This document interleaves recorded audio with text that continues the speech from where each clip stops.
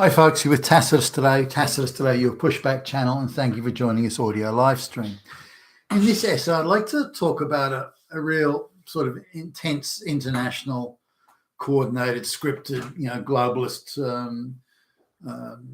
patronised, sort of controlled by the globalists to denigrate white history, white art, white culture, white myths and legends, white heroes. The whole lot has to be denigrated and crushed, and we're supposed to be made, white people are supposed to be made to feel ashamed and disgusted by our own history, our own past, and again our own art, culture, and everything, whether it be music, whether it be anything and everything. Increasingly, we see stories and supposed so-called documentaries being produced that show black people or activists of one sort or another being paid by the white taxpayer to go into a museum or an art gallery in Western Europe and say, look at all those white people, look at all those fucking Nazis. Why are there not black lesbians here? Why not?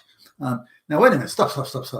This is an art gallery in Western Europe where the local indigenous population are white, and you're looking at a piece of art from 300 or 400 years ago, or even something from 50 years ago, and the people, the local people were white. You're in a white country, in an art gallery in a white country, looking at art that goes back, or historical monuments or statues or whatever. But that's not a good enough sort of thing. What? That's no excuse, you fucking Nazi, you fucking far right fascist. And if you're saying that just means you're Hitler. So there's no sort of sense. It's just presented as a wrong. There are no black lesbians in this art gallery. It is wrong. It is bad, and it proves the presence of Hitler. So, all right then. Well, let's take that as the standard. That is now the standard.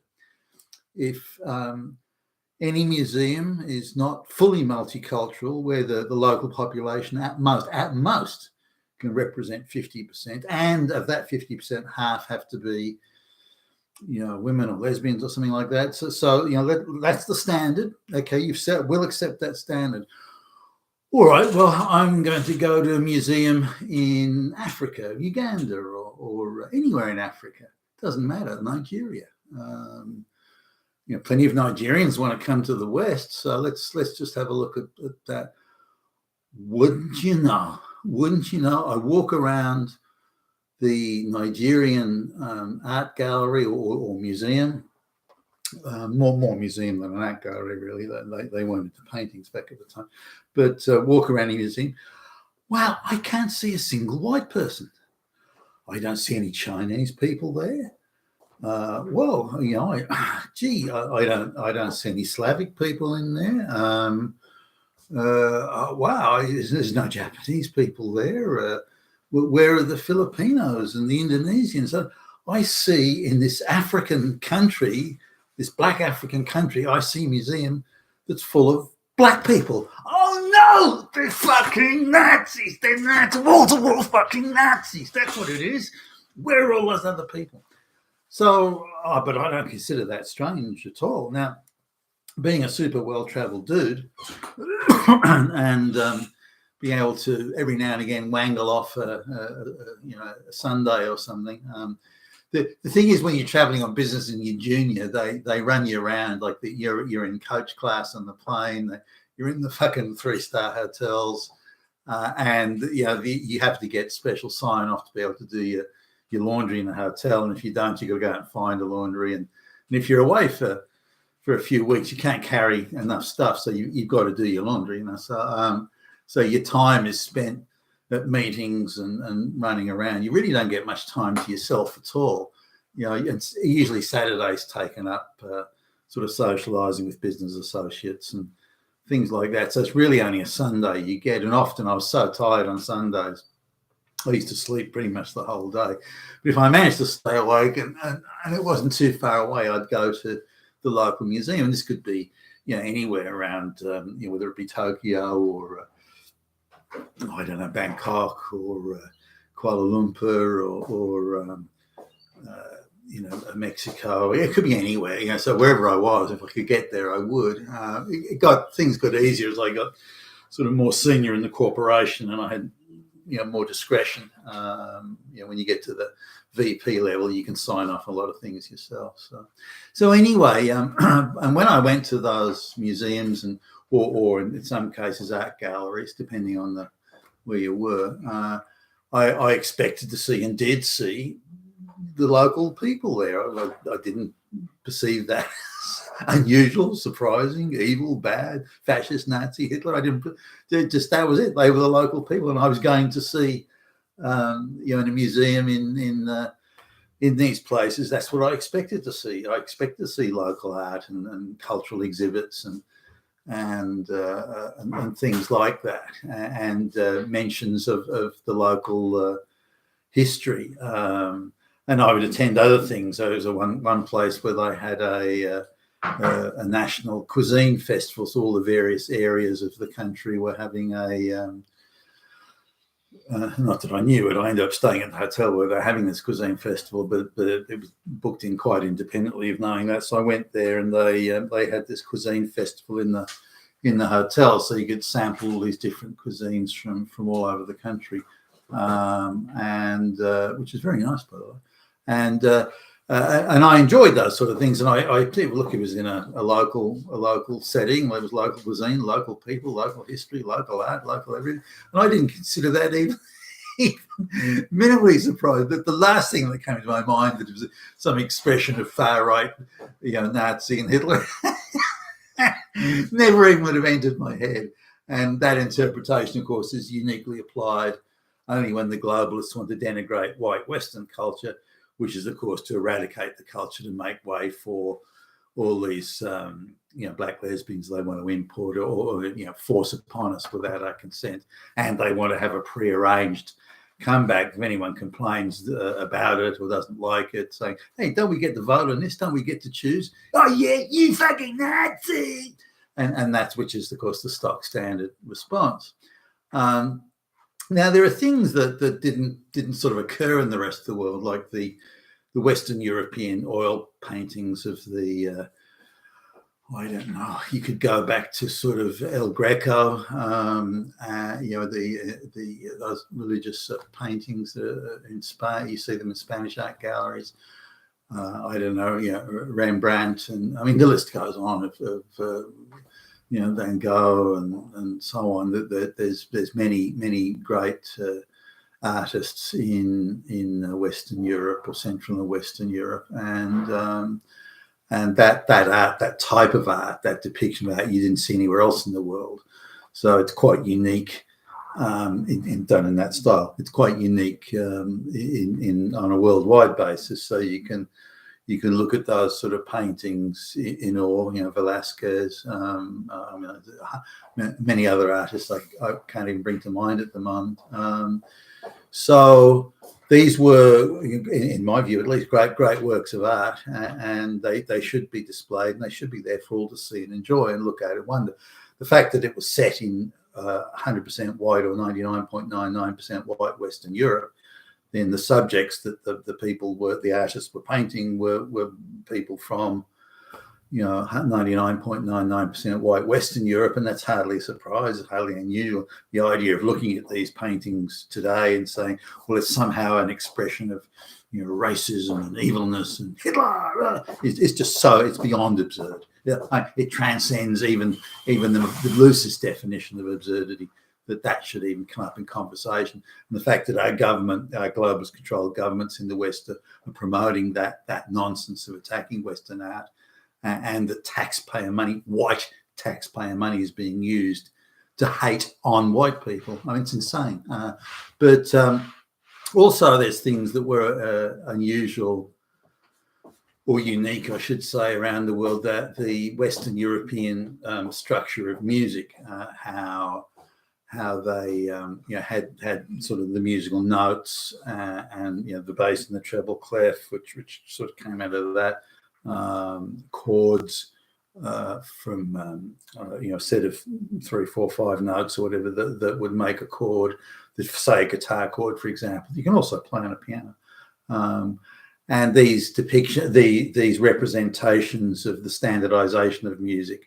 I mean, this came largely about for the Catholic Church. I'd find that some guy from one place would have a deeper voice than some guy at another. So as the priests and so on moved around, they would find, even though it's the same song or hymn or whatever that's being sung, that it would be sung in a much higher pitch depending on what their local singers were singing at. And so they go, hey, we've got to get this right. So we've got to get this standardized.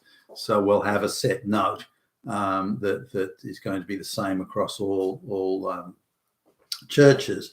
And that standardization, of course, required some sort of uniform regimentation of the sounds and the grades and of the sounds, which turned out then to be musical notes and so on and so forth. And as musical instruments became more sophisticated, and by the time you get into dudes like Mozart and so on, then you're looking at quite sophisticated bass and treble clef across maybe 6 or 8 octaves. And also your multiple instruments and various harmonies that were quite really sophisticated back in their day. You look at, say, in the 1500s and so on, those harmonies were pretty sophisticated.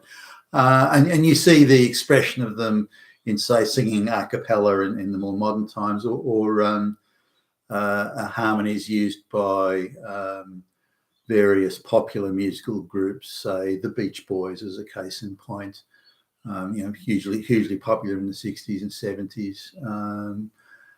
Their use of harmonies and so on, again, creating a beautiful sound.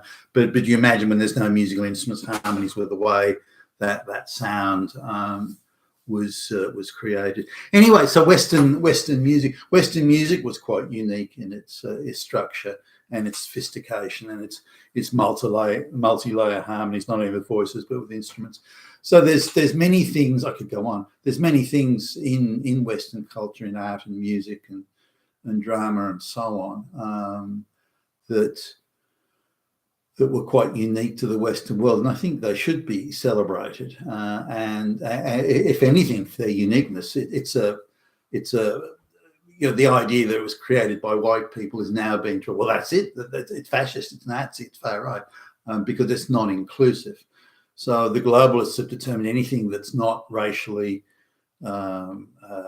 inclusive or sufficiently gender inclusive by their standards now, which is equal outcomes, which they don't believe in, by the way. It's a device they're forcing on us to destroy our society. Then these things should be designated as evil and racist and fascist and so on. But that rule doesn't apply to anywhere else in the world. It only applies to the white countries. So again, being a well-traveled guy, every time I went into a museum anywhere, and I was quite an avid museum goer,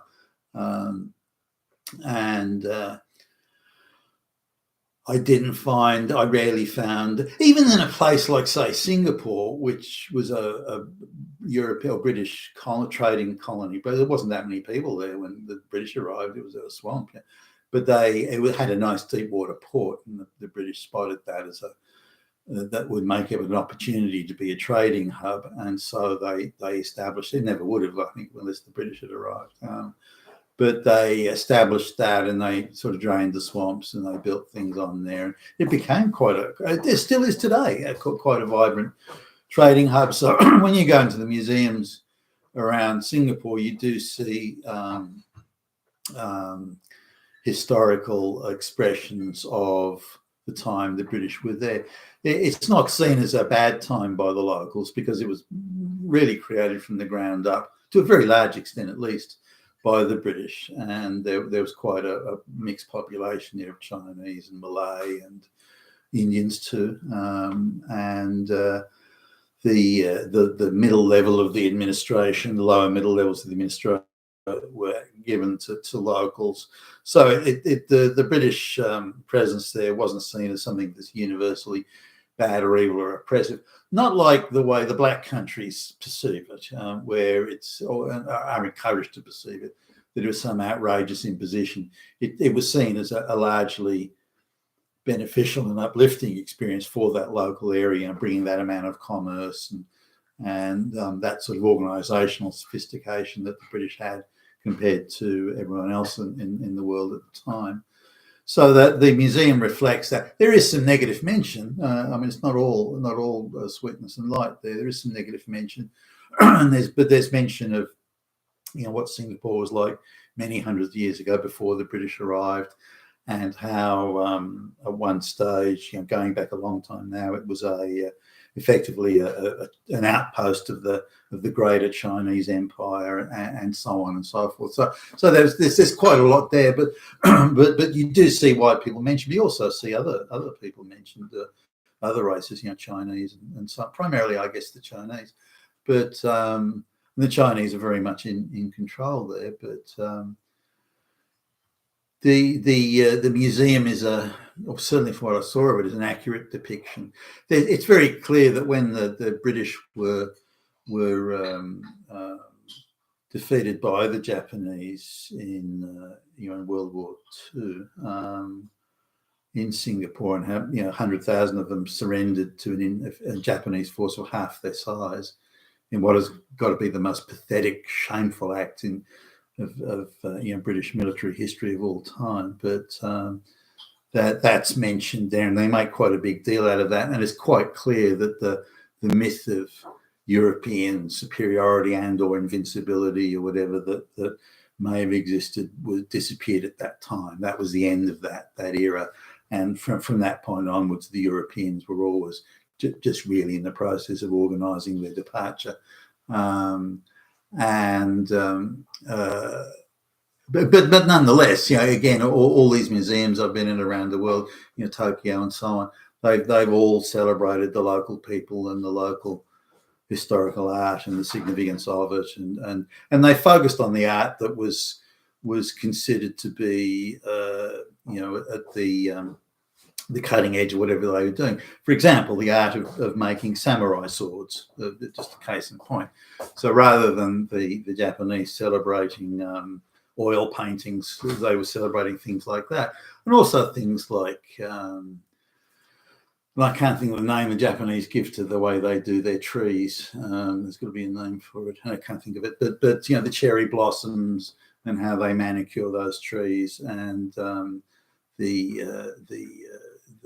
Shinto temples and how they're presented, and the type of art that the Japanese use. That's on what. And I don't think for a minute are those Nazis. So I just think, okay, well, that's the local scene, and I accept that and respect it accordingly. So we're looking at a situation now where the only wherever white people are being depicted is by the globalist organised trashing of white societies. Wherever white people are depicted, whether it be art and music or anything else, it's universally now being condemned by the pre-scripted, stage-managed, hate fest that the globalists are pushing on us. It's depicted as being some sort of special and unique evil that only white people do. Whereas anywhere else in the world, where the local people are depicted, that's fine. So it's a completely one-way street, which in my mind undermines totally the attack on white society. If it is bad, then it's bad for everybody. Why must it only be bad in white countries? You've been with Tacitus today, your Pushback channel. Thank you for listening.